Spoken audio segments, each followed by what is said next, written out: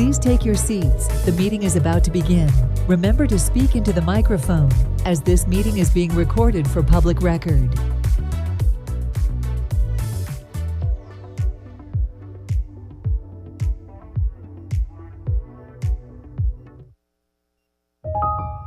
Please stand by. We are going on air in 5, 4, 3, 2, 1.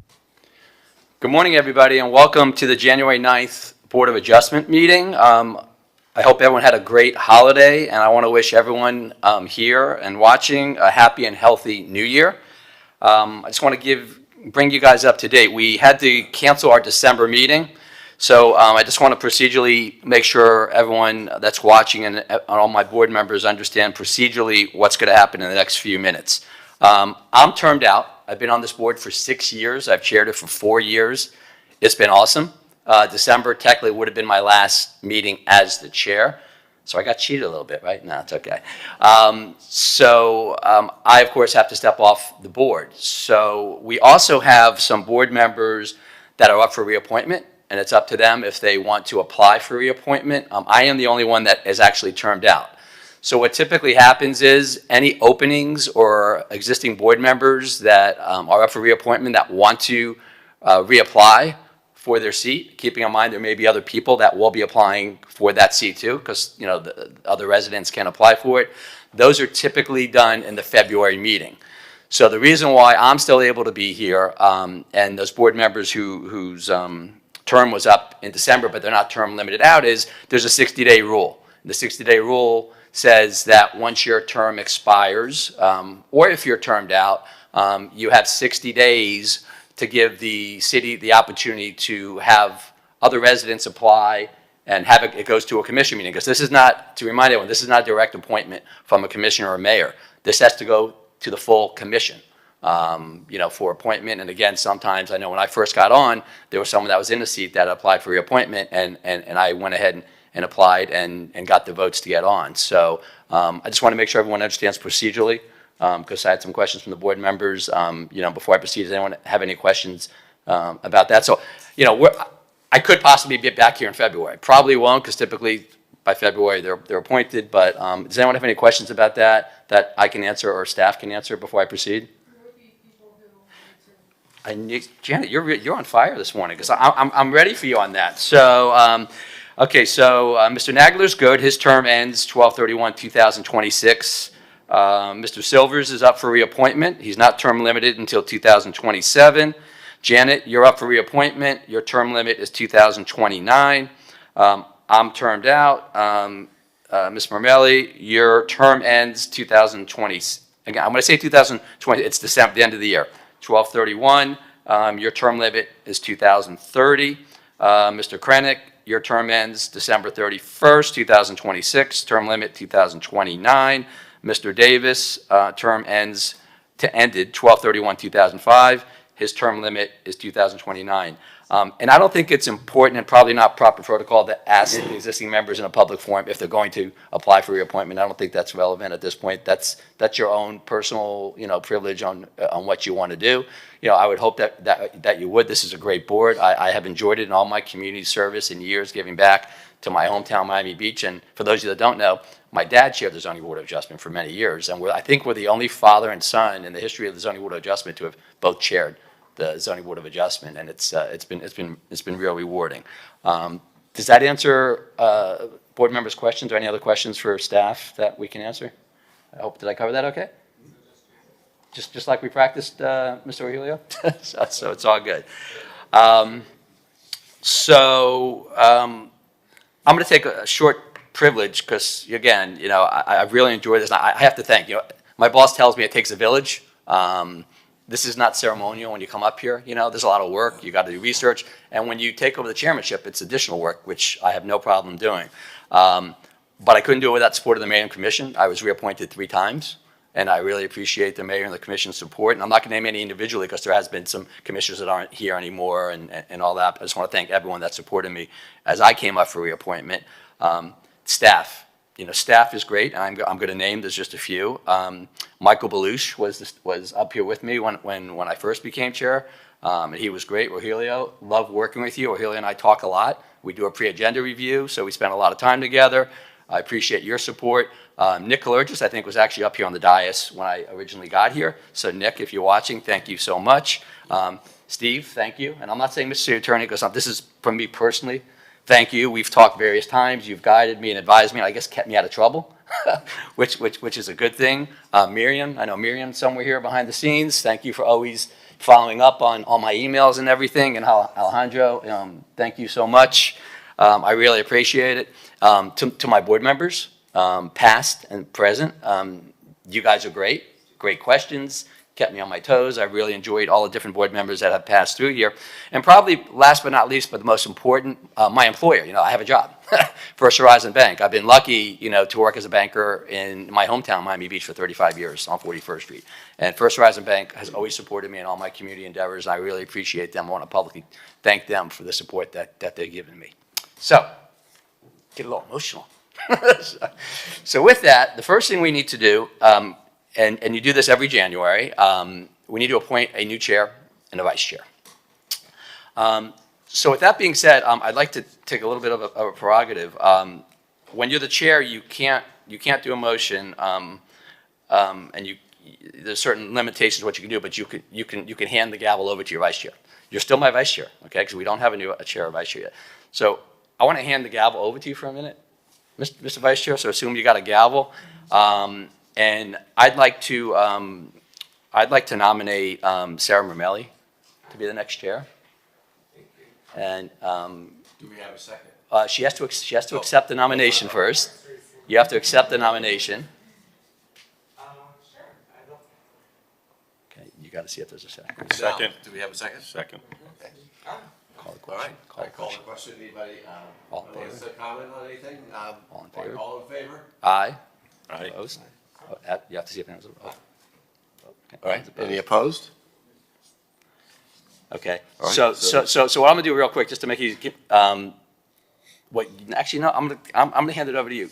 You go ahead now as the chair, you will open up nominations for vice chair, Ms. Mermelli, and you go ahead and handle that. I'd like to open up the nominations for vice chair.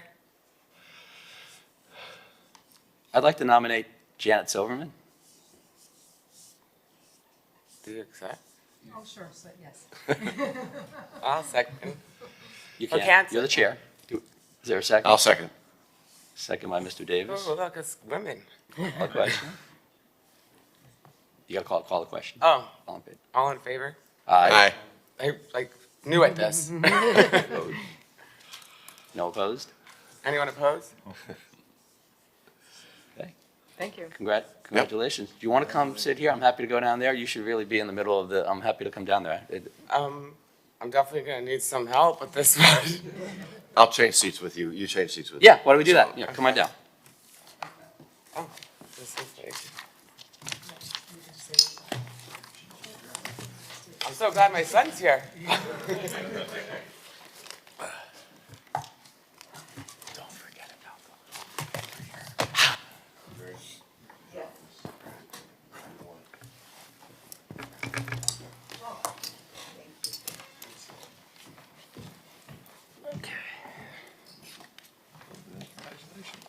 Thanks. I'm like a little nervous.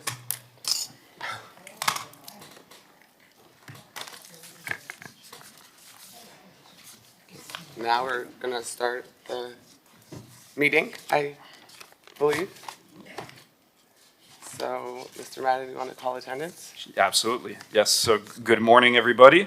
Congratulations, Ms. Mermelli, on your appointment as the new chairperson of the Board of Adjustment.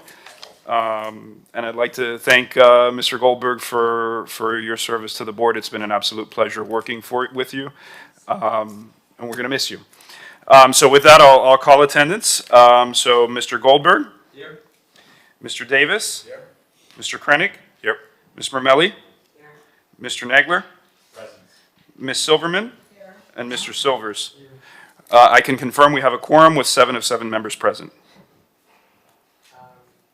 Can you swear in the, oh, sorry. Can you swear in the public and let us know if there's anyone on Zoom. Sure, Madam Chair. But first, Mr. Goldberg, I just want to also say thank you. And also, as a city attorney update, say, we hope to see you on another board sometime. in the near I'm not future. going away. You will Okay, see me again. good. So Might take good- a couple months break. Okay, great. Well-deserved break. Thank you. Good morning, all. Today's meeting of the Board of Adjustment has been scheduled in a hybrid format with a quorum of the board physically present in the commission chambers located at 1700 Convention Center Drive, and applicants, staff, and members of the public appearing either in person or virtually via the Zoom platform. In order to participate in today's meeting, those wishing to participate via Zoom may dial 888-853-5257 and enter the webinar ID, which is 828-6961-5309, or log into the Zoom app and enter the webinar ID, which again is 828-6961-5309. Any individual wishing to speak on an item must click the raise hand icon if they are using the Zoom app, or dial *9 if they are participating by phone. Before continuing on and swearing in those that will be testifying, I'll remind all about the city's lobbyist registration requirements. If you are appearing on behalf of a business, a corporation, or another person, you need to register as a lobbyist with the city clerk's office. If you haven't registered yet, you should register before you speak to the board. You do not have to register as a lobbyist if you are speaking only on behalf of yourself and not any other party, or if you are testifying as an expert witness, providing only scientific, technical, or other specialized information or testimony in this public meeting, or if you are appearing as a representative of a neighborhood association without any compensation or reimbursement for your appearance, to express support of or opposition to any item. Expert witnesses and representatives of neighborhood associations shall, prior to appearing, disclose to the city clerk their name, address, and the principal on whose behalf they are communicating. If you are an architect, attorney, or employee representing an applicant or an objector, you must register as a lobbyist. These rules apply whether you are appearing in favor of or against an item, or encouraging or arguing against its passage, defeat, modification, or continuance. So at this point, I'd like to swear in the members of the public that are here that are going to be testifying. For those that are participating via Zoom, I'll do it individually as the case is called. So all please stand and raise your right hand. Do you swear or affirm that the testimony you'll be giving in this proceeding is the truth, the whole truth, and nothing but the truth? I do. Okay, thank you, and please be seated. And with that, Madam Chair, I'll turn it over to you. I want to make sure everyone saw the minutes from the November 7th meeting, and if there's any questions or comments. If not, I'm going to assume everything's correct, and, Motion to approve? Second. okay. Call the question. You gotta call the question. All in favor? All in favor? Aye. Aye. Any opposed? No? Passes. We're good, it passes. Next. We have a continuance. Is that from Do we, the previous? any requests for continuances? Oh, any requests for continuances? Mr. Virgilio? We have no request for continuances today. Okay, so we have a previous continued application, ZBA 250189, 1631 West 28th Street. Can you Yes, sir. please let us know? This application has been filed requesting a variance of the rear yard setback requirements for the construction of a paddle court on a parcel with an existing single-family home. Okay, so this item was on the agenda on the October 17th, 2025 agenda. The item was listed under request for continuances. At that time, the board continued the item to the December meeting, but since that meeting was canceled, the item has rolled over to today's meeting on January 9th of 2026. This is a site that is a 20,800 square foot lot. It is in the RS3 zoning district and located on Sunset Island number 1. The lot contains an existing home built in 1936, and the applicant is looking to construct a paddle court in the rear yard. The court is being constructed in an area where paddle courts are permitted in the rear setback. However, they have a few constraints that limit their ability to build the court precisely where they want it. They could build the court if they put it up against their pool or elsewhere on the site. without the need for a variance, but it's really an impractical location. It's really an area that makes the lot not really usable in the way that someone would expect. So the applicant, as a result of that, is requesting a rear setback variance. The applicant is requesting to reduce the rear setback, which is required to be 24 feet by 16 feet 6 inches, and they're reducing it to 7 feet 6 inches in order to construct that paddle court. The issues that the applicant faces are the 70% required rear yard open space. The applicant would be, by locating the paddle court in the rear yard, would be slightly above, they would have slightly below the required rear yard open space. Additionally, half of the court falls within that rear yard, and the regulations for courts located in a rear yard have limits on fence height and lighting that the applicant could have some issues with that they can comply with on the portion of the paddle court that's not within the setback, but they would have issues on the portion of the paddle court that is within the setback. So the applicant does face some practical difficulties and hardships as a result of these issues. They are permitted to have a paddle court in the rear yard, and so in order to address the practical difficulties that they face, they're seeking a variance, and staff is not opposed to the granting of this variance. However, we do have some concerns. We've received some concerns from neighbors regarding sound impacts and lighting impacts of paddle courts. So as a result of that, we have included some conditions in the attached draft order, and the applicant has passed out some conditions, which I believe we have handed out. If anybody has not received them, please let me know, and we'll make sure you get a copy. So the conditions that staff has included in the draft order include that the walls of the court shall include acoustic barriers or be constructed with noise dampening materials to provide sound mitigation when the court is in use, in a manner to be reviewed and approved by staff. Require that the paddle court surface shall be constructed with regulation paddle turf on top of a concrete base or other noise attenuating material to provide sound mitigation when the court is in use, in a manner to be reviewed and approved by staff. The applicant shall construct a solid perimeter wall measuring a minimum of 7 feet tall along the rear and side interior lot lines, measured from grade, to provide for additional sound mitigation in a manner to be reviewed and approved by staff. Require that accessory light fixtures associated with the paddle court shall be erected so as to direct light only onto the premise on which they are located. And then the paddle court shall not be used between the hours of 9 p.m. and 8 a.m. 7 days a week. And additionally, all light fixtures associated with the paddle court shall be turned off between 9 p.m. and 8 a.m. 7 days a week. The applicant has provided some additional conditions, but I'll let the applicant explain those. So with that, staff recommends that the application be approved, subject to the conditions in the attached order. Before we begin, is there any disclosures that anyone wants to say? No? Okay. Is 10 minutes okay? Yes, it should be plenty. Can you state your name and? Good morning. My name is Tracy Slavens. My address is 3800 Northeast 1st Avenue, Suite 200, Miami, Florida. I'm here on behalf of Jamie Elias. He's the property owner at 1631 West 28th Street. He's lived in this home for about 10 years, and he's making some improvements to the property, including additional landscaping and redesigning of his backyard and front yard, and as part of that is proposing to add a paddle court.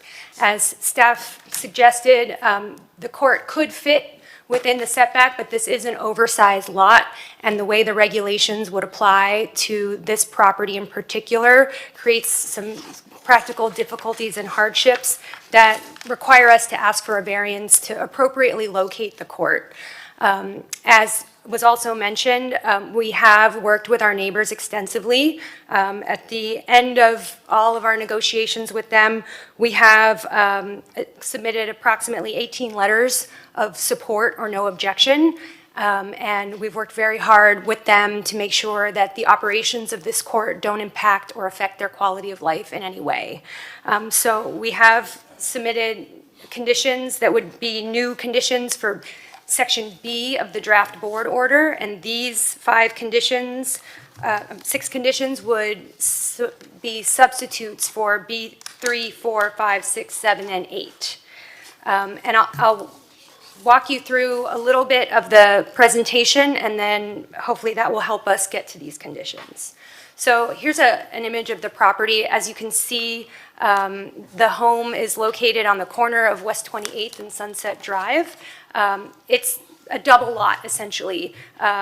It's a 20,800 square foot lot. The abutting homes on the east side are each 10,400 square feet for some context. This is the front facing West 28th Street, and this is the view of the backyard as if you were looking from Sunset Drive into the property. So as you can see, there's a sizable backyard with mature trees, a pool, a deck, and a lot of landscaping, but this will all be enhanced with the addition of the court. This diagram shows you our variance request. As mentioned by staff, the required setback for a court is 7 feet 6 inches, which is allowed as an encroachment into the rear yard, but the rear yard also serves as a setback line for the main building, which for this property is approximately 24 feet. These are some renderings of the court from the view of the pool and the deck in the backyard. As you can see, the way it's designed, it maintains the mature landscaping and adds additional hedging to the north property line. And there's room for trees and landscaping between the pool deck and the court itself. Here's some views as well. The image on the left is actually the rendering of the photograph that I showed you a few slides back. And then the image on the right shows the landscaping along the north property line and then the space between that and the court itself. This is the view that you would see from Sunset Drive. The idea is to totally obscure the court with landscaping so that it's not obvious to anybody passing by that there is something back there. And this is our overall landscape plan. The areas in color are what's subject to this application. The areas in gray show the additional landscaping being planted. And on the right, you see some of the material samples for the court itself. So we worked very hard with the neighbors to make sure that we have terms that make sense for them and for us. And essentially, those are the addition of a 7-foot concrete block wall along the north property line, where we have the longest border with any of our neighbors. Currently, that wall is about 3 feet tall, so it would be, added to create more sound attenuation and barrier between the two property lines. In addition to that, we are proposing to add noise attenuation panels onto that wall on our side of the property that may extend up to a foot over the wall itself. We have lighting restrictions so that the light spillage is absolutely minimized and stays completely within the court. The lighting design will be similar to that which you see at Indian Creek Country Club if you've ever been there. Instead of having pole lights that shine down on the court, they have a lighting system that travels along the top of the fence line so that there's no additional height added to the court. And our designers are going to mimic that concept and place it here on our court as well. The lights will be turned off by 7:30 p.m. every day, and on Yom Kippur, they will be turned off at 6 p.m. The glass being used on the court is an enhanced glass that is meant to be sound mitigating acoustical glass with a minimum of 6.6 millimeter total thickness. And a landscape buffer actually has been planted along the north property line, currently along the west property line, and will be planted along the north property line when the court is completed. Here is a picture of the Indian Creek lighting for reference. As you can see, it's very much a minimal situation, and the lighting is lower than what you would see in a typical court setting. These are the support letters and no objection letters that we had when I turned in the presentation, but there have been 4 more provided since then. So we have, as you can see, worked with everyone around us to the extent possible. The ones that are in gray are folks that we haven't been able to get in touch with, but as you can see, the residents with the closest and longest borders to our property have voiced their support of this application. So with that, we would ask you to please approve with acceptance of the proffered conditions and determine that this application has met the requirements for the approval of the variance today. Thank you. Thank you. With that, I'm going to open to public comment. Anyone on Zoom? If you're on Zoom, please raise your hand if you'd like to speak. I see no hands raised. Please state your name and address. Yes, excuse me. My name is Tucker Gibbs with law offices at 3835 Utopia Court in Coconut Grove. And I represent Mr. Robert Hertzberg, who lives and owns the property immediately to the north. My client and his neighbor has, after numerous meetings, have resolved their differences, and as a result, my client supports this application and urges you to vote for the proposed paddleball court.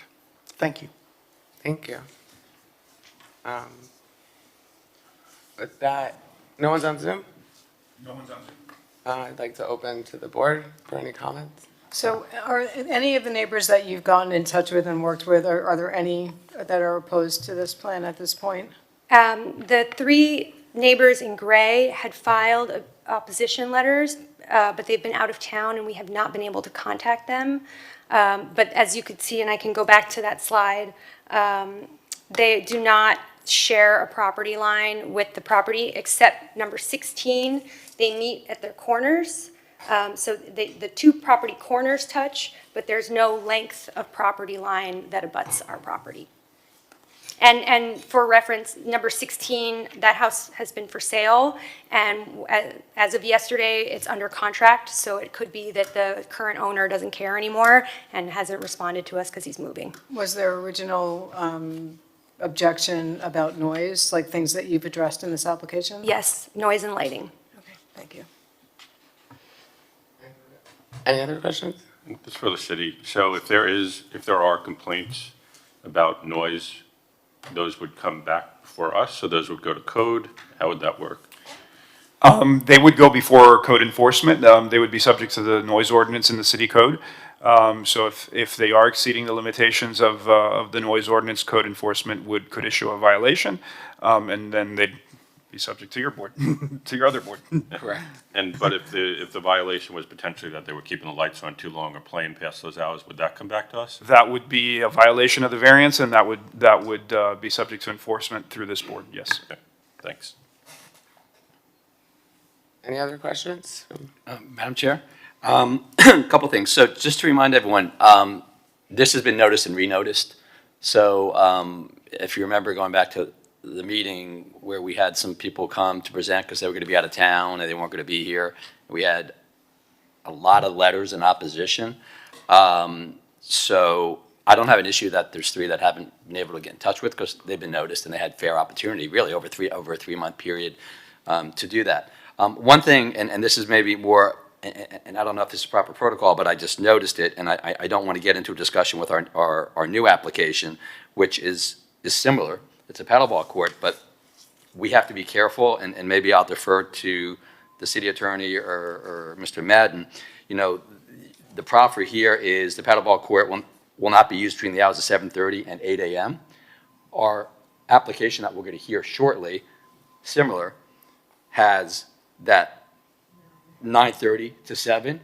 So I think we need to be extremely careful in setting a precedent, because once you approve certain hours for them, anyone in the city that wants to do a paddleball court is going to say, hey, wait, but you did it for them, you got to do it for me. So I don't know legally, Mr. City Attorney, if we need to be careful with that. I mean, without getting into a discussion on the new application, but, you know, you can't have for one and not for other different I think hours is the way I look at it. These hours were shorter than what the No, I staff know. recommendation. I'm not saying shorter, longer is really not the issue, but to me, citywide, if you're going to continue to have people buy these older houses on Miami Beach, high net worth people, knock them down, and they go on a paddle. This is not the first or the second one that we've had. So it's going to be an issue citywide that's going to come up because believe me, there's a lot more homes out there that people are going to sell it because they're not going to have a choice. Because if you don't, listen, my dad's on 59th and North Bay Road. You got all these mega houses that built up around him. He's going to have to do something one day because He's down here. He's going to get flooded regardless. So people are going to sell their houses down the road, and a lot of these that's the new thing, paddleball courts. So I just think we need to be careful. And I'm not saying we need to have a motion or this or that. I'm just want to put on the record that we need to be careful what we're doing, because it really there needs to be some consistency if we're going to have paddleball courts all over Miami Beach on residences, as to what hours are going to be permitted. I just wanted to make sure it was on record. I don't want the city to be put in a position. Right, well, I'll defer to staff on that because the recommendation was the later time period. And I don't know if that's what everyone else has. They're just offering, because of the disagreement with the neighbors, to even roll it back to an earlier time so that between 7:30 and 9, there would be no lighting. And if I may, Madam Chair, variances should be looked at on a case-by-case basis. And so in this case, we had concerned neighbors. We are working very hard to be good neighbors. Mr. Elias has lived here for over 10 years, as have, the Hertzbergs and the Saywitzes and the Russes. These neighbors have lived next to each other for a very long time, and they care about each other and want to make sure that everybody's happy. So, in this particular case, it was appropriate to shorten the hours recommended by staff. Obviously, it would be nice to have longer hours, but in reality, my client doesn't think he needs them, so we were, happy to offer the shorter time frame, and that may not be appropriate for the next application. Yeah. Matt, through the chair. Yeah, I agree, Councilor. You're absolutely right, but I just wanted to be on record that this is going to come up again. So you're absolutely right. Each case has got to go on its own merit, and if a neighbor doesn't complain and someone else will play on paddleball court and they don't show up, whatever hours they do, they do. So thank you for clarifying that. Thanks, Madam Chair. Do you have any more questions? You said you had a few things, Mr. Goldberg. No, Oh, okay. that's And it. you said I'm you had good. a few things. No, I'm good. Any other questions? Yeah, I got two. Just to piggyback on that, so what were they shortened from, the hours? We had recommended 9, and they're going down to 7:30. But where do those initial numbers come from? Just a reasonableness. Staff felt that 9 PM was a reasonable hour to cease making noise and to not impact people's ability to So get a that's good sort night's of, sleep. so what it was shortened from, that's sort of the reasonable baseline Right. across the board standard as a starting point, and then we go case by case from that. Correct, Is that, yeah. for the record? Correct, but there is no adopted standard. And based on some of the comments that I'm hearing, it might make sense to have a provision that in the future, should the city decide to regulate paddle courts, and regulate the hours for lighting and things like that in the zoning ordinance, to have a provision that, that should the city restrict it further, that the hours will be restricted pursuant to city code, if that were to happen in the future. Right, and that goes, I guess I'll defer on that because that's your issue, but I mean, that wouldn't happen as a matter of law. This would be grandfathered in, but for that clause? Correct. Oh, so I'll defer on that issue. I did have one other question once we're done with this issue, though. That's generally the case. If you have a board order that grandfathers something in, if the city code becomes more restrictive, you're grandfathered in with those hours, so it may be good to have a provision that says, should the city in the future regulate hours further, those hours would apply. Do you need a motion for that? Whenever you have the motion to approve, you can decide if you want to include the conditions suggested by the applicant and include that provision as well. But just to be clear, those hours would only apply if they restricted further. They wouldn't increase the hours. Correct. I had one other question for the dot slide. Sure. Can we put that one back up? Sure, it's on my screen, it just has to go up there. I just can't stop myself. So see number 14, which is see the house between 14 and 5? Yes. 14 is further than the one in between 14 and 5. Why does that house not get a dot? No one was able to contact them. They didn't submit any letters, they didn't answer our inquiries, so. You reached out to them? And same for the other house that's immediately adjacent to 5, but on the other side? Correct. Thank you. That's all I got. Any other questions from anyone? I just want to say I'm happy you guys were able to resolve that because I know it's a Thank you. hard battle. With that, I'd like to open up. Motion? Sorry. I think we forgot to close the public Oh, hearing. close. My first time. It'd be, Listen, it happened to me. I hear you. I feel your pain. It's all good. You're doing great. You're doing great. okay, we're going to close public comment. And with that, I'd like to motion to, I'll motion to approve as presented with the added amendment that Mr. Madden said. I think that's a great resolution. That really is the right thing to do, so it's on record, because it's going to come up down the road. So, so I motion to approve. second. Is that with their conditions or the staff's conditions? With their conditions. Their conditions. Well, the ones that they're replacing, because there's Right. two of the staffs that they're keeping. Right, it's the additional, those two from staff and It's with and their their conditions amendments to plus the be. additional comment Because, from Madden. tell me if I'm wrong, but I believe, because I read their application last night and I just read quickly, their conditions are more restrictive than the Yes. staff's conditions, Correct, right? correct. So That's think why that- I just yeah, wanted to clarify the yeah. motion, and more restricted ones. Yeah. So you got a first and a second by Mr. Silvers. Go ahead and call the question. All in favor? Aye. Aye. Aye. Aye. Any opposed? No. Motion passes. Motion passes. Thank you very much. Congrats.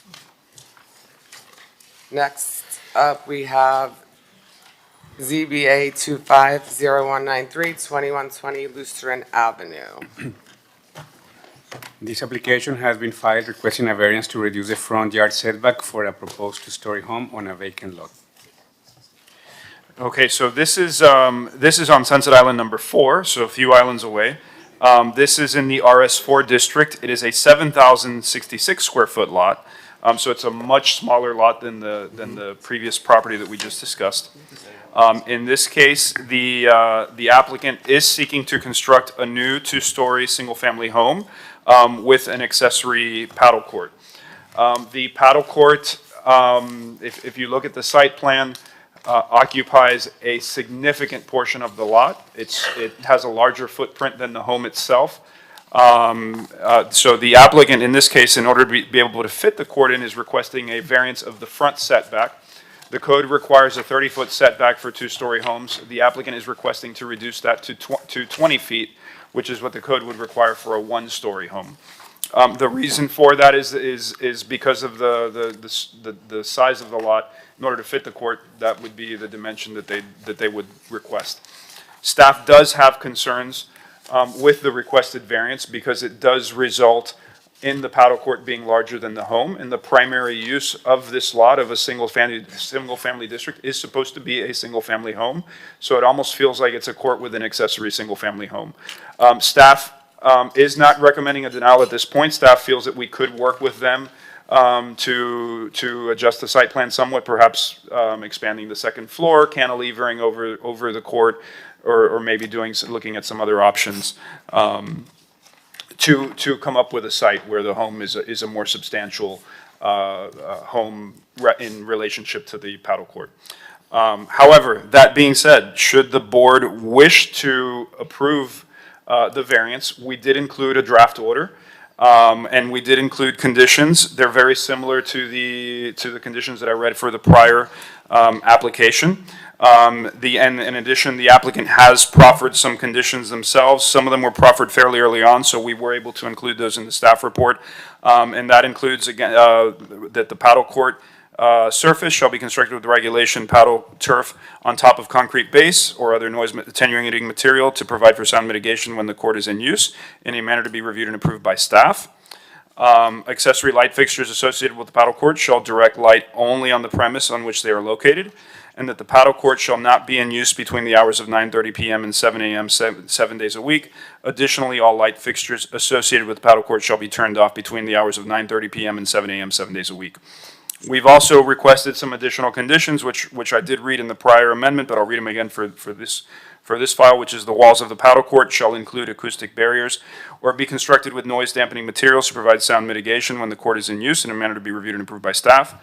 The applicant shall construct a solid perimeter wall that is 7 feet tall along the rear and side interior lot lines measured from grade to provide for additional sound mitigation in a manner to be reviewed and approved by staff. And 3, that the paddle court shall not be used between the hours of 9:30 p.m. and 8 a.m. 7 days a week. Additionally, all light fixtures associated with the paddle court shall be turned off between 9:30 p.m. and 8 a.m. So those are the conditions that we would suggest in the event that the board is leaning towards approving the item. And then we would add the item that I discussed prior, which is should the city commission decide to regulate the hours on paddle courts even further, that the more restrictive regulation would apply. So with that, staff recommends that the item be continued to a future date. And I'll turn it over to the board. Any disclosures? None? I received an email from Mr. Amster with the firm, and I just acknowledged receiving. I replied acknowledging receipt of it. I received one as well. Same here. All right, I was gonna say who's going to represent, but I see Mr. Larkin, you're standing there. 10 minutes, good? Yes, I think so. First of all, congratulations, Madam Chair, it's well-deserved. And Michael, whatever organization you're a part of, you always leave it in a better place, whether it's at the chamber or here, so well done. And thank you for your service here. So good morning, Madam Chair, board member, staff. Michael Larkin, 200 South Biscayne Boulevard, here representing the applicant. With me today is Richard Tester, the owner, Matthew Cohen from Strang Architecture, my partner Matt Amster, my colleague Mark Riero. We're proposing a modern two-story home on this lot that's in Sunset Island 4 at 2120 Lucerne Avenue, along with a padel court in the rear yard. Next, can you bring up the presentation? So that's fine. The home was tastefully designed by Strang Architecture in collaboration with our firm. This property is a narrow, irregularly shaped corner lot in Sunset Island 4. It's only 60 feet in width and it has a rounded northeast corner to the lot, making it irregular. Although currently vacant and well kept, this lawn was a lot of nuisance in the neighborhood for Sunset Island 4. After the original home was demolished in 2019, the then owners illegally rented a lot for construction parking and dumping, the cumulative effect of which turned the property into a horrible nuisance for the neighborhood. This stayed like this for over 6 years. The fact that it sat on the market for that long is a testament how challenging this site is to redevelop. Next slide. These images illustrate the previous issues on the property resulting from illegal dumping and the illegal use of porta potties. And you all know how much those smell when they're not properly maintained. That added to the horror that this lot visited upon the neighborhood. Really, this site was a staging area for construction. It was unlawfully used for the storage of equipment and debris generated by nearby construction projects. And as you all will see, this site was treated like a personal trash can for the people who rented the site. Next slide. The prior owner also illegally rented the property for construction parking. 15 cars, 20 cars, 25 cars would park there on a routine basis. Vehicles would routinely go out into the swale to the adjacent right-of-way, creating safety and access concerns. And then at the end of the day, the workers would all leave at the same time, causing significant blockage, so much so that the neighboring owners couldn't leave their homes during the exodus of the cars from this lot. Next slide. The street view really doesn't do it any justice. This aerial view you can see, we've counted. I count 26, some say 27 cars parked on this lot at one time. And when this is the nightmare the community had to deal with for over 6 years. Next slide.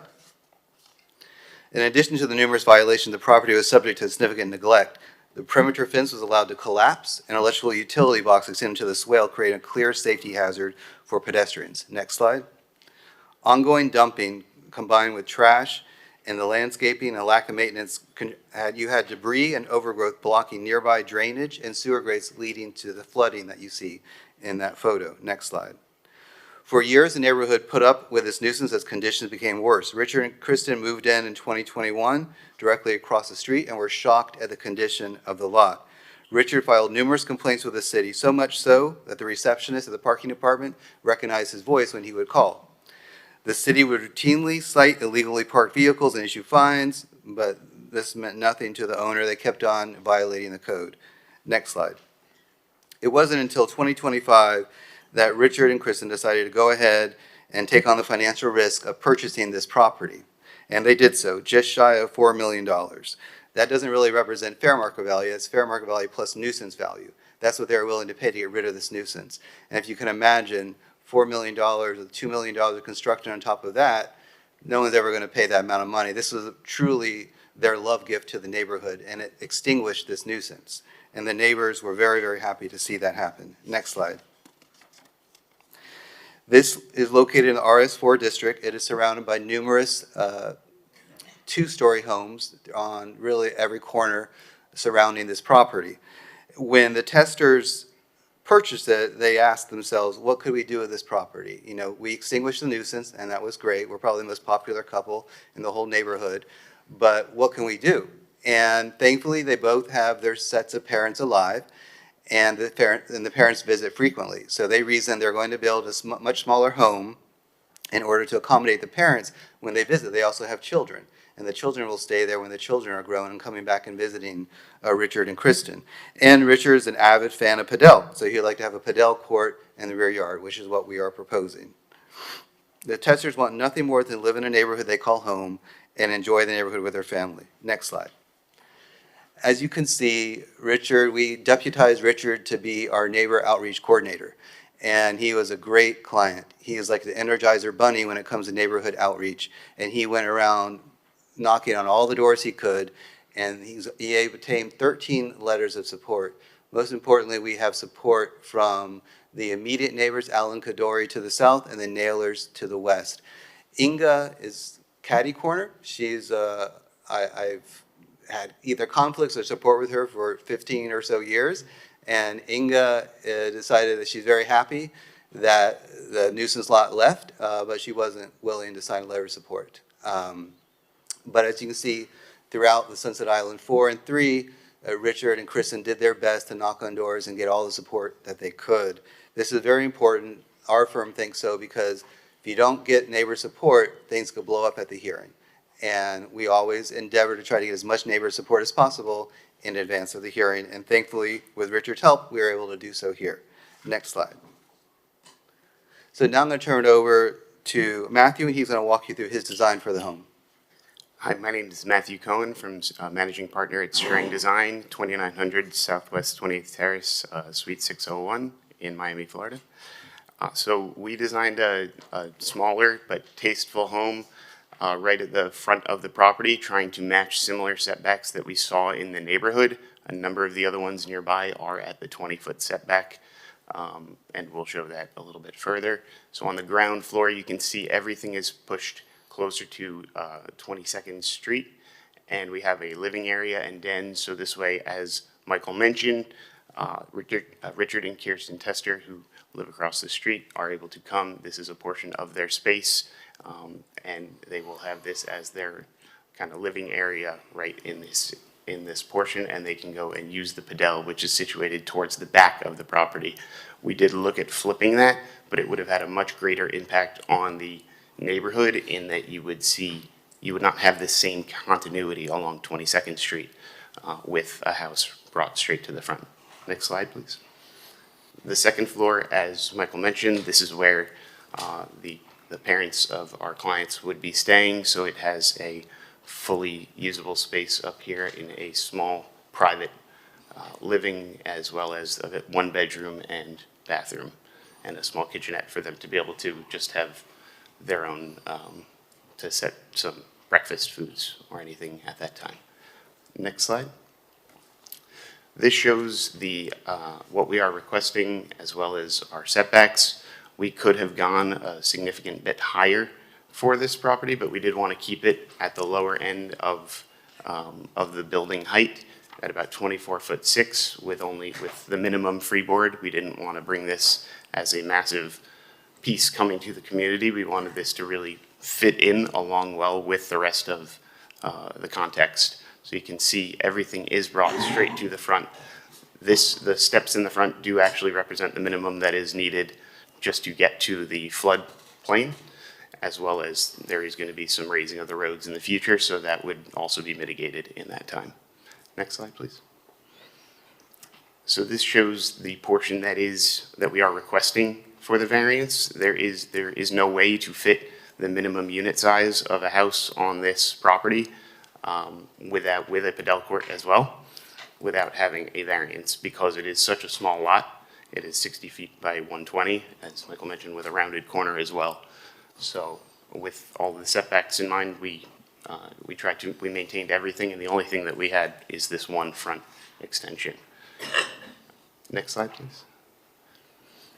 So this shows the context, as I mentioned, with approximate 20-foot setback shown as well from the aerial view, and you can see, especially on both sides of the street, 22nd and 21st, there is continuity for a number of the houses. Some of them are a little bit further back, but a number of them are set at this 20-foot because there are a number of older homes. So it does keep that context. Next slide, please. Yes, Madam Chair, like 5 minutes would be great. Thank you very much. Thank you. No, thank you. We work to put intense landscape screening around this as well. So you can see every single portion of this is screened with a beautiful landscape canopy. Some of these are 18-foot tall bay rums, so it really well hides everything here, significantly above what might be the minimum as a requirement. We did want to put some of that. One of the conditions that is on there is for a 7-foot tall wall that would be around, that's requested for both sides. We are okay with putting a 7-foot tall barrier. We wanted to request that to be a fence, a solid fence with acoustic, because putting a solid concrete wall means you have to put a foundation, which actually would affect negatively the amount of landscaping that we could put here.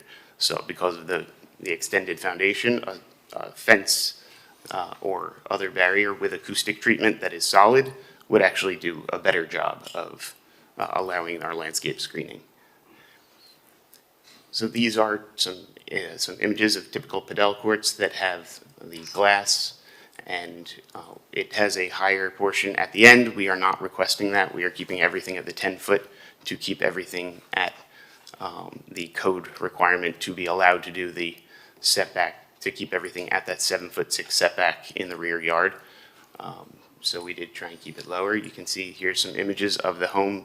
It is not an accessory structure. This is a beautifully well-designed, elegant home that has louvers. It has rounded corner. It addresses the rounded corner, and we wanted to bring that throughout with, again, tasteful landscaping, planters that are cascading over the top. This is meant to be an enhancement and something that we're happy to bring to the neighborhood with a great design, and the testers are as well excited about this. Great. Thank you very much, Matthew. So with regard to the variance, when you have a 2-story home, the first story can be at 20 feet. The second story under the code should be set back an additional 10 feet. What we're requesting is a variance to have the second story be coextensive with the first story and be at 20 feet.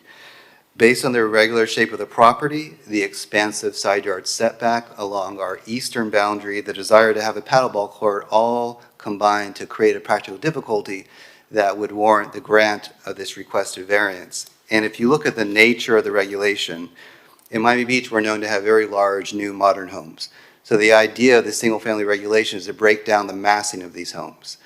Here, this is a home on a 60-foot lot. It could be hardly considered a McMansion, not even a McIgloo. It is a very small home, and therefore, I think that this regulation really is inapplicable based on the size of the home. And the code is very prescriptive. Like in other instances, if you have a side elevation that exceeds 60 feet in length, you have to create an open space, a courtyard, to break it up. I understand the purpose of these regulations when it comes to breaking down massing of larger homes, but this home honestly could be the functional bedroom of the home that you approved for Ken Griffin a few months ago. It's a very small home. What this boils down to, when someone invokes a practical difficulty standard, you ask yourself, what will be constructed and will it be compatible with the surrounding neighborhood? And if you look at the home and the wonderful job that Matthew's firm has done, this absolutely fits into the surrounding neighborhood where all the other 2-story homes are at the 20-foot mark for the first and for the second story. Richard has been very serious, not only in his neighbor outreach, but asking us to proffer conditions, which we did right away. Staff accepted those conditions, integrated them into the order, and then staff added their own conditions, which we have accepted. Now, my colleague Mark passed out to you a handout. The first one is that we want, with condition number 5, we're requesting some flexibility with regard to, instead of a solid wall, could we have a fence with noise attenuating material? We talked to Rogelio about that, and I don't think that he objects to that modification request because the point is noise attenuation, however you achieve it. The second, this is the hours of operation one that Michael brought up earlier, that we are asking for an earlier closing time. We had originally had been a little bit later, not later than what staff was recommending before that. But then Alan Kadori and the Nailers got together, came to us and said, guys, we really would prefer if you shut down at 8 p.m. And we immediately agreed to that. So we're rolling it back to 8 p.m. That is referenced in the modified condition. And then we reviewed the condition in the other application that you all previously considered with regard to lighting. And Richard agreed that he could have the lighting that's at the Indian Creek Country Club. He thinks that's fair. It's better for the neighborhood. So with that, I'd just like to turn over to Richard Tester just for 2 minutes, Madam Chair, and have him see if he'd like to make some remarks to you all. I'll give you 3 minutes. Thank you, Madam Chair. Thank you. Thank you, and thank you everyone for taking the time to hear this today. So my name is Richard Tester. I've lived on Miami Beach for 22 years, along with my wife and 3 kids. I've owned 2 businesses on Miami Beach and actually had an office just across the street on 1618 Meridian for many years as well. I think the team have done a great job of explaining the situation. We bought the house opposite on Sunset Island and have lived there for the last 5 years. This lot opposite us really was a burden on our life, as they described the trucks, the trash, the traffic. It was a nightmare and really did impact our life and that of our neighbours. And that's why we purchased the lot. And then we had to figure out what we would do with the lot. And again, the best use for it for us is our parents are getting on in age. They live in Europe. We'd like them to be able to come and stay for longer and have their own environment and their own space. And that's why we're going to build the house. And at the same time, I'd like to put the paddle court in the back so we can play, a few times a week. So I think, we've been extensive in the neighbourhood outreach. We've collaborated with all of the neighbours. We've listened to what their questions would be, what their concerns. I've not heard any objection whatsoever. Indeed, the neighbours have been highly supportive of this because they've lived through the same conditions of that lot for the last 6 years. So I think we've done everything within our power, and again, really hope that you can grant the variance. I think we may have Ross on. Okay, I think they'll open it. So thank you, Madam Chair, board members. That concludes our presentation. We're all available for your questions, and I think we have some supporters online. If you're online and you'd like to speak, please raise your hand. I only see 2 names online, but nobody's raising their hand at the moment.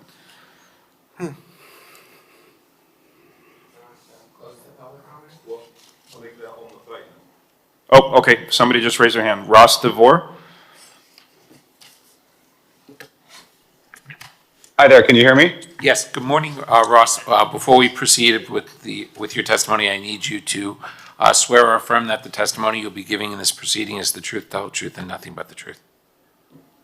Correct. Okay, thank you. I'll set the clock for 2 minutes for you to address the board. Great, thank you. I appreciate the opportunity to address the board in support of Rich and his family. My name is Ross Dever. I live at 1630 West 21st Street, so right around the corner on Sunset 4. I've had the pleasure of knowing Rich for a number of years and went through a build process on our own and a variance process on our own, so very familiar with this. I think I got a couple points just in support of this effort. Number one, this is the type of project that we in the community and my family, and I know other neighbors around, we want to see this investment of quality, tasteful, investment in the neighborhood from a physical structure standpoint. And from a community standpoint I know our kids are friends, I want to have my kids out there learning to play paddle and to have more reasons to get together. So just structurally, as a resident, as a neighbor, this is the type of investment that I want to see happen. And I want hopefully to have our public officials and board support. I know I got the same type of support when I went through my variance process in my build. I think the second thing, along with that, which Rich alluded to, was this was a vacant lot. This was, a blight on the neighborhood, and it does take a lot of will and courage and money and time and effort for someone like Rich to bite this off and invest in the community, in the island, and do this. And so, I would hope that is very much noted, that we don't want to go back to empty lots. We don't want to go back to, small variances blocking, real investment in the community and the neighborhood. I think, I don't need to speak on the structure itself or the use, but I can tell you there's a personal element here. And that's really my last point. is, this is a family. This is not a fly-by-night, buy a home, never come to Miami, try to build something gaudy as a status symbol.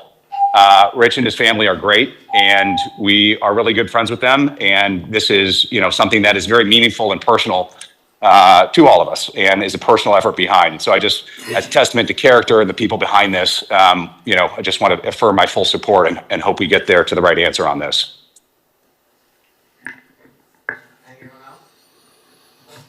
If anybody, there's only one other person, which is Ambrose, but the hand is not raised. So I don't know if you know the name of whoever else is supposed to speak, or. I think we have Michael Genora on the line. Is that? No. Text him. It's okay. Well, okay. We've done our best. All right, I'll close the public comment. Any questions from the board? Through the chair? I have a question. I have a question. Oh, go ahead. I don't know. I'm sorry. I have a question for Mr. De Teslos. Could you come up? Could you tell me if you own any properties adjacent to this property? Yes, exactly. Yeah, we own the property opposite. That's exactly why this Across the street? Yes, exactly. 1617 West 22nd. Right. Due east, correct? Yes. Yeah, it's opposite. It sort of overlaps, yeah. Number 4. Okay. And it's the recommendations of the planning department? I would like to know that to be conveyed again. Yeah, so the planning department recommends that the item be continued because staff feels that the size of the home relative to the size of the paddle court results in the paddle court being a more important structure than the home itself. That the home should be the primary use and should be the preeminent structure on the site. So staff recommends that it be continued for the purposes of working with the applicant to see if there's a way perhaps the home can cantilever somewhat over the lot, over the court, or something else be done so that the home becomes the primary structure. So that's staff's recommendations. We don't have a major issue with the paddle court itself. That's why we included draft conditions in case the board wishes to approve the variance with conditions that we feel would mitigate the issues of the variance. But so that's why staff's recommendation is to continue to a future meeting at this point. Thank you. Any other questions? So as it's designed now, the paddle court meets the requirements, the total? Correct. Correct, yes. Yeah. Okay, thank you. Mr. Nagler. Thanks.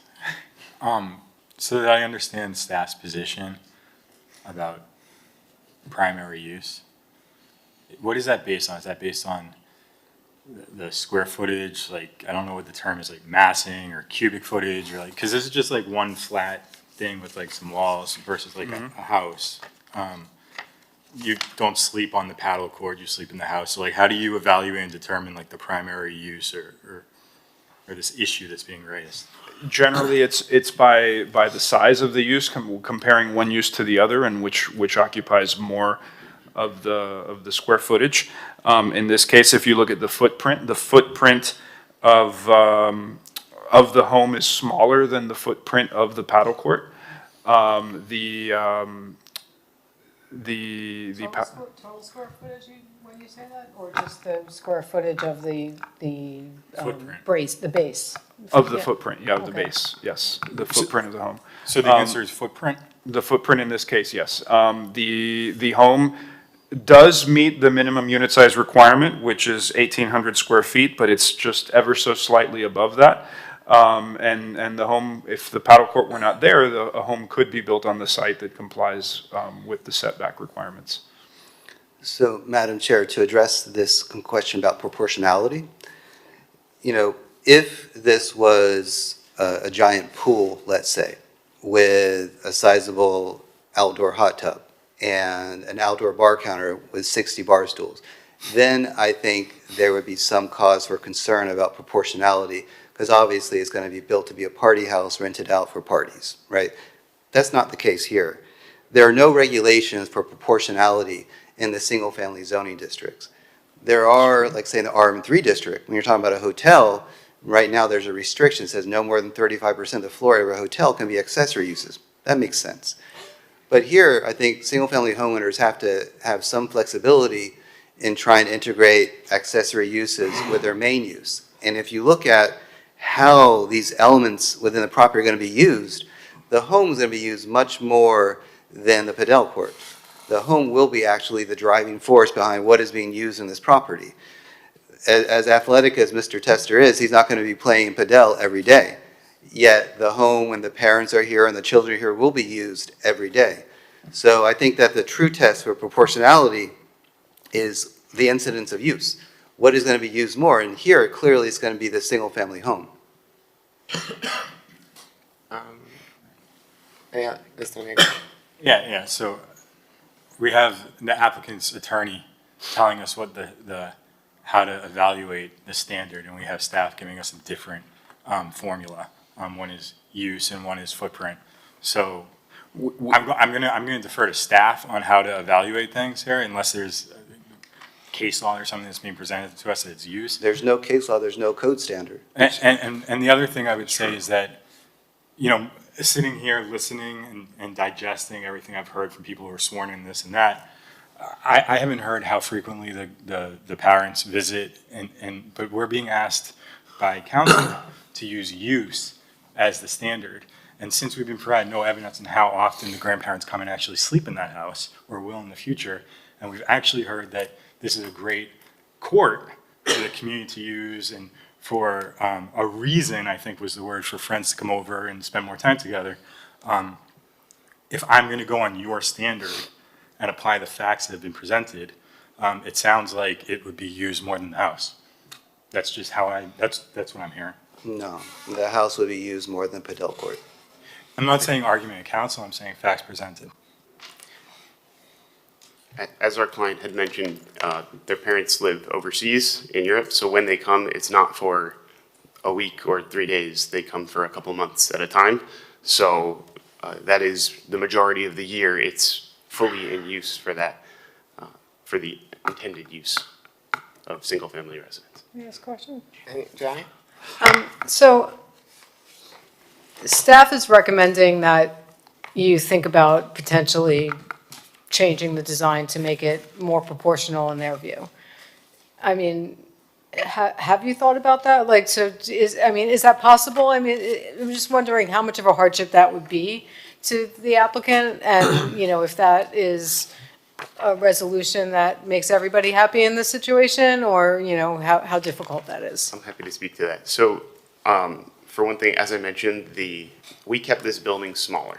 We kept it to 24'6". It could really, with use of freeboard and the maximum height, go up to about 32 feet, 33 feet. And to do that, we would have to take that extra height in order to make the court usable by cantilevering it over. So then it would be almost the McMansion, a blight on that, an overbearing presence on the street by putting it significantly larger to cantilever. We were trying to keep it more in context with everything. So yes, it's possible, but it really creates much, much more difficulty for the community. And the code actually says 20-foot setback for a one-story, 40-foot if you have that, a two-story element of that. So there would be very little, if any, overlap. You would have one portion sticking out here and the second portion sticking out significantly over the court, making it almost unusable and very dark to actually be a part of. So we thought the design of this is significantly nicer, tasteful for the neighborhood, and to do something as they're suggesting would make everything significantly larger and feel overbearing, as well as you'd have to offset everything significantly and have kind of a Z shape of a house, which is not as nice and makes the court very difficult to use due to something about 9, 10, 11 feet above your head. Okay, and then I just have one other question, that maybe visually I can see it, but I'm just gonna ask it. If you had a different, if you moved say you moved the court, I don't know if it's possible, could you move the court back and build a bigger, like a slightly larger house and still have the 20-foot setback in the front? I guess is just a question. I don't know if that would, how that would change. Is the position of the court, and where you want it, because of setbacks that may be in the rear, is that hampering building the house? No, we've pushed the court as far to the rear and side, interior side setback as possible, in order to respect that and give as much space for the house as we could, because the clients want a full usable, they want that home to be a usable space that is a residence, But so what is the rear setback? 7.5 feet Okay, for so a it's court not- game. it's not If we that big. swapped it, it would be about a 20-foot setback for the actual house, so it wouldn't, nothing would fit at that point to be able to put that. This is a one-bedroom house, correct? Correct, This is a one-bedroom house. correct. Madam Chair? And the concern I'm sorry. my concern is this. This variance goes with forever. So at some point, one explanation was that it was for your parents, right? Right. And they're elderly parents. I'm elderly now. So I built a 3-story house on the beach. And I have to walk up 3 flights of steps. And my knees are, giving out and stuff like that. So at some point, it's not going to be for the parents anymore. It's going to be a guest house or a house for the kids when they grow up, who knows? Okay, the question is, at some point, you may not be living on Sunset Island 20, 30 years from now. I've been in my house 48 years, so, it's a little different.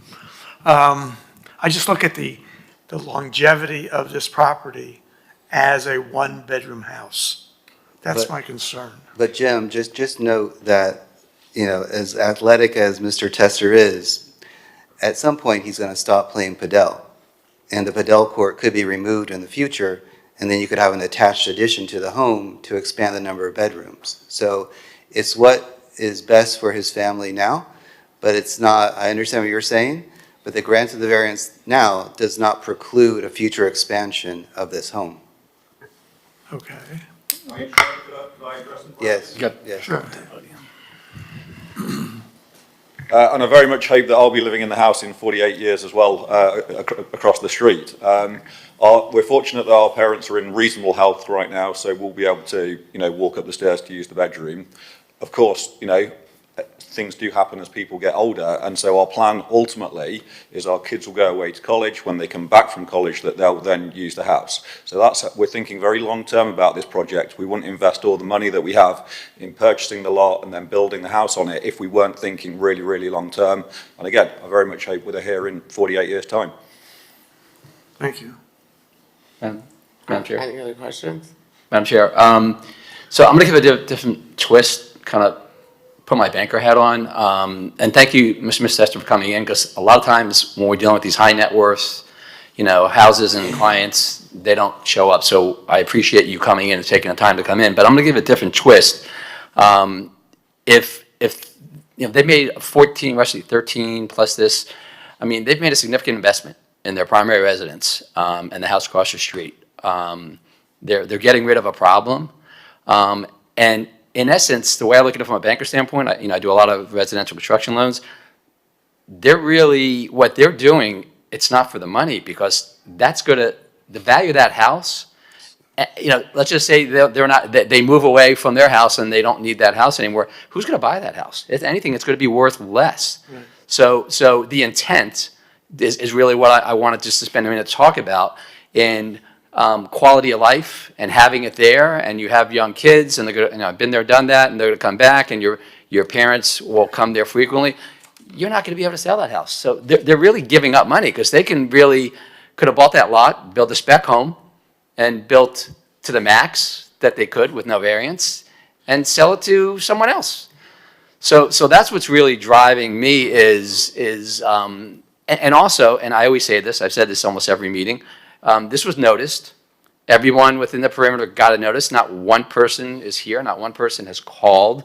And I understand staff's concerned, but I really am leaning towards I don't have an issue with it, only because it makes sense. And if, by the way, if you weren't here explaining it, I probably wouldn't be saying this and feeling this way. If you were absent, it makes such a difference to hear it from the use, the owner who has made a significant investment. You live here, you're a stakeholder, your business is here on Miami Beach, so you're not going anywhere. So I look at it that it makes sense for what you need now, and you're giving up dollars. You're leaving dollars on the table. You've already spent a significant amount of money. You're leaving dollars on the table by doing this because no one's going to buy a one-bedroom house with this paddleball court. But you're building it within the right, except for the one variance that you're asking for. So that's my take. I just wanted to kind of that's my comment. I know we've had a lot of other comments, but I thought that was important to look at another perspective of the testers. You need to come up to the podium, Mr. Tester. I really appreciate the comments there, and I mean to validate your point, that lot sat on the market for 5 years. No one was going to buy that lot. We talked with the owner, I tried to work with him. We actually had our landscape people trying to landscape his empty lot, but the lot would have sat there it was been on the market for 5 years. We had to do something. This, as you point out, this is not for our economic gain. Yes, it gives us a house for our parents and we get to play paddle, but we're genuinely doing something for the street here. So I very much appreciate your comments. Just to that point, can I just ask you? So the lot's out there for a long time. Is it significantly smaller than all the rest of the lots in its neighborhood? Just as a lot itself? No, it's because of the setbacks. The setbacks are so restrictive that you can't really do anything with the lot. That's kind of the problem. That's why no one bought it. So if you had a 30-foot for the second story, that restricts the size of the home that could be built so much, so then it must be smaller than its surrounding. It's also a corner lot, so you have a 15-foot side street setback as well. So it's kind of between both of them, it takes up, I think, over half of the actual square footage of the lot is a required setback, just because of that. Okay. Can I make another suggestion? This is more of an architect's question.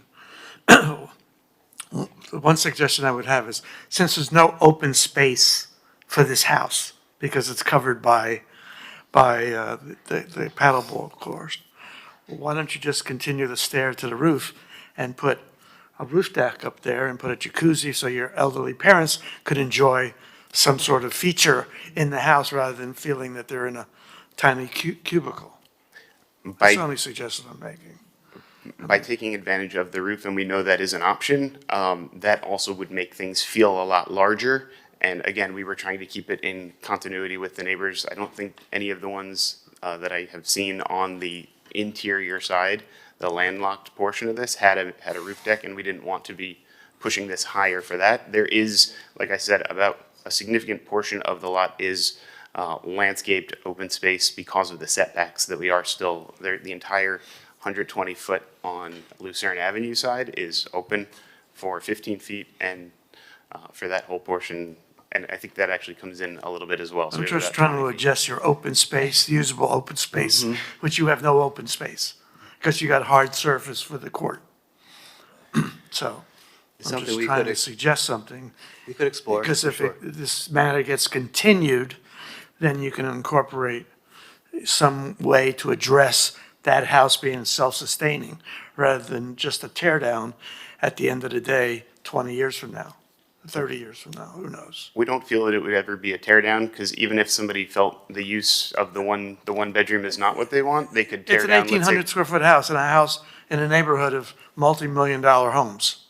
But, sorry, what I'm getting at is that all they would have to tear down is potentially the padel and be able to do an addition that extends a little bit further right next to it. So this way they can take advantage of that. The house is tastefully designed right there, and that's why we had we thought that. Then show just the design of the addition. So it gives you an idea, the board, to give them an idea how you can transfer this existing building to a building that's a regular home. Can I just ask one question? Sorry, are you finished? Were you done? Sorry. Just the proportionality concern, I just wanted, from the street, because of the landscaping and the front of the house, no one will see that there's this giant paddleboard court behind a small house, basically. Correct. Right? So that will not be driving by, nobody would know, right? Correct. Correct. We have significant landscaping on the street side as well as the neighbor side as well. This reminds me of a home. You're speaking out of turn. Oh, I'm sorry. kidding. You can finish, you can finish. This reminds me of a home that was built in Miami Shores 60 years ago, which was built for small people. I don't know if anybody remembers that home in Miami Shores. I don't remember that. But it was a reduced in scale home that was built for small people. I think that's the proper designation. But, eventually it got torn down. I think the grandparents here are of normal height. Okay, I'm just saying. I know what you're saying. I know what you're saying, Jim. I know what you're saying. You would drive by and say, you see this little home, and I go, my God, this is for, can't be a regular home. But it was. So that's my concern. My concern is that create some sort of package that the neighborhood doesn't look out of scale to the rest of the neighborhood. I mean, at the moment, especially from the 22nd Street side, it is fully in scale with that. And as it turns the corner, you still get to see a beautiful, we had the image as well that shows that beautiful corner that's emphasizing the rounded nature of that. And then it's heavy landscaping there. Yes, we can always show it if they ever did decide to sell years and years in the future, to be able to show how that could be extended with an L shape. So if there was an addition to the home, think about the entrance where you have the door, front door, on the left side, on the west side. For you to make an addition, you're going to have difficulty getting to that addition and going up the stairs to any addition. Somebody who's doing that sort of addition would probably want to redo the entire interior layout to make it however they want. And I'm it just is saying, a variance is for the plan, for what you need. Because you can change in your design to take in consideration an addition. You just got to make it more Chime in marketable. and say that if I were them and I was investing, and I agree with Mr. Goldberg, that their parents are here, they have 3 children, they'll be back. My son's sitting here, and I assure you, they come back. They're not going anywhere for these kids. They love coming home. That's So what I don't said to think my that- kids. They're still that around. their investment is for someone who's in the future going to buy. I think this is going to remain in the family for a while. Personally, that's what I'm hearing and thinking. Correct. Mr. Nagler? Yeah, I have a question. So, if this was a single story home, would they be in front of us right now? Yes, but likely for a different type of variance. So with a single-story home, you could be at a 20-foot setback, but it's unlikely that they could reach the minimum unit size that's required. Okay, because. So they would be requesting a variance of the minimum unit size. And what does that mean? The code requires that a single-family home be at least 1,800 square feet. Okay. With one story, there's no way they could achieve that with this site plan, so they'd be requesting a different type of variance. Okay, because this is where I'm getting stuck. And by the way, counsel, I like to be answering. I give you a hard time because you're an excellent attorney, and I like to push you a little bit. But this is where I'm like really caught up. Is my instinct is to defer to the recommendation. Is my instinct and come to a solution and have this ultimately work out. That's my instinct. But where I'm really caught up is we're being told that a concern is that a primary use appears to be this court, however the first word is pronounced. And therefore the house should be bigger to make the house the primary use, seemingly so at least. But in fact, if the house were smaller, making it less of a primary use in appearance, they actually wouldn't need the variance that they're here in front of us today for. So it's almost like an inverse relationship. But then it goes back to a similar issue, which is the 1,800 square feet, which is, I guess, goes back to a primary use type of an issue, which brings us back to where we started. So, but thank you for answering that question. It's interesting that they wouldn't need this variance if they actually made the house smaller, but they might need a different one. But Daniel, I know you've been through these islands, and there's a dichotomy at work. The waterfront homes are massive, huge estates, but the interior lots, when you walk the streets, there's some beautiful, charming bungalow homes. I almost feel like I'm in South Coconut Grove, when I walk through Sunset Island 3 and 4 and 1 and 2, they're beautiful. So what we're doing is really in scale and compatible with these interior lot homes. Thank you. Madam Chair, I just wanted to note, there is another hand raised on Zoom in case you would like to reopen the public hearing, but that's totally up to you and the board. I'll open it to public hearing. Okay. We have Michael online. Hi, good morning. Good morning, Michael. Before you address the board, I need to swear you in.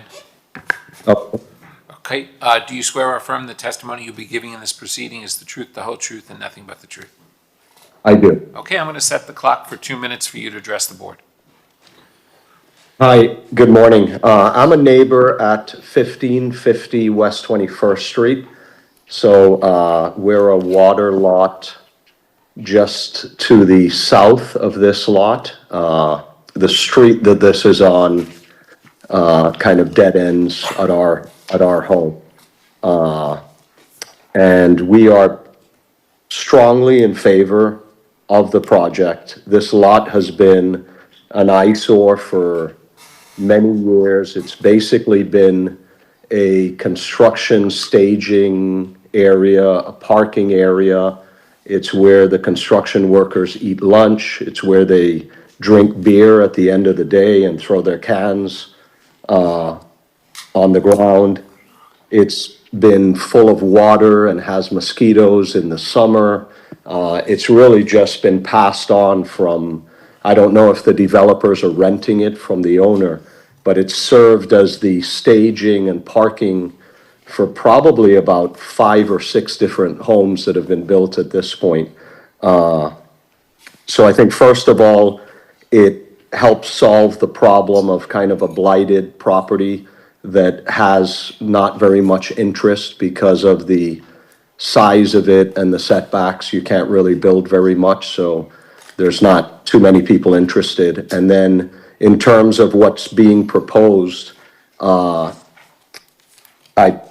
personally love the design. Our neighbors have hired a iconic architect to do this, and really kind of sparing no expense in the aesthetic and the look. I like the fact that it's not overbearing and keeping in look with the smaller lots and the homes that are being built on those smaller lots. And my wife and I are in favor. I'm gonna give you a couple more minutes. 2 minutes. Did you lose them? No, I'm here. Okay, I'll give you another 2 minutes. So the second half of that was just, the design and the scale, the landscaping, we think it's a huge improvement. It's frankly nicer than most of the other structures that are being built on the smaller lots or the homes that are being renovated on the smaller lots. So my wife and I are strongly in favor of the project. Any other comments? Close the public comment. Yeah, so I think we can discuss this. I mean, I'm in favor. I would make a motion, but I'm not sure that we're going to have the votes to approve it based on what I'm hearing. So. How many votes do we need? 5. A variance requires 5 votes for approval. Sorry, I need to jump in. Mr. Someone help me. Mr. Davis whispered in my ear, he said he had a 10:30 and he had to run out. So I'm just putting that up. I'm sorry not to put the whisper well, that's in what I public, mean. But the concept that I don't think he's here anymore. Just to let everyone know. You could do a straw poll. Through the chair, Madam Chair, can the chair do a straw vote? Yeah, why don't we do a straw vote just to feel it out? Let's see. Okay. No, I'm in favor. I'm in favor. In favor?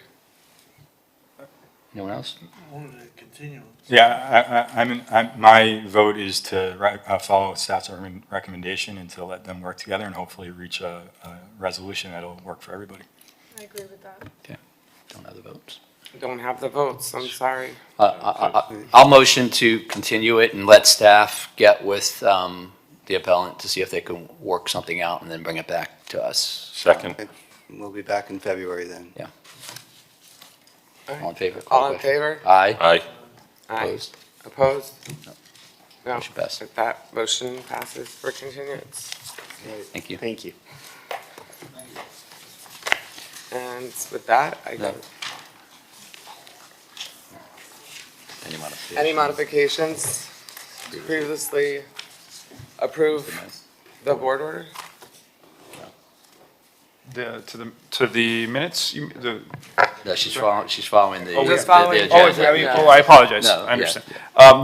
No modifications to previously approved board orders. Any discussion items and progress reports? No discussions. We have, no. Future meeting reminder, February 6th.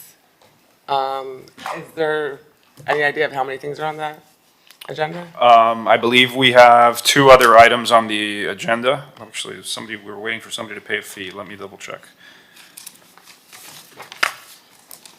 I'll tell you one moment.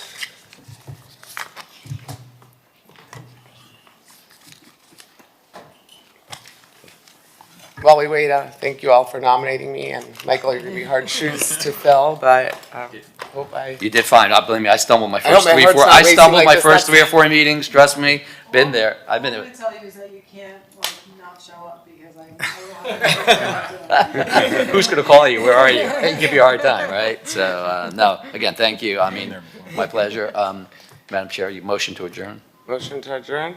Um, Oh, we're waiting to see the. There is one item, one of the applicants that had finalized, didn't do their final payment of fees and was missing 1 or 2 documents. So they're likely gonna have to be in March. So, one item in addition to this one, so we'll have 2 items in February. Right, motion to Oh, adjourn. I apologize, and we have appeals on the agenda, potentially, so if they decide to proceed, we may have an appeal. Yep.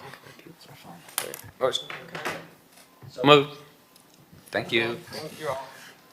I brought a cake for Michael, and I know on tape.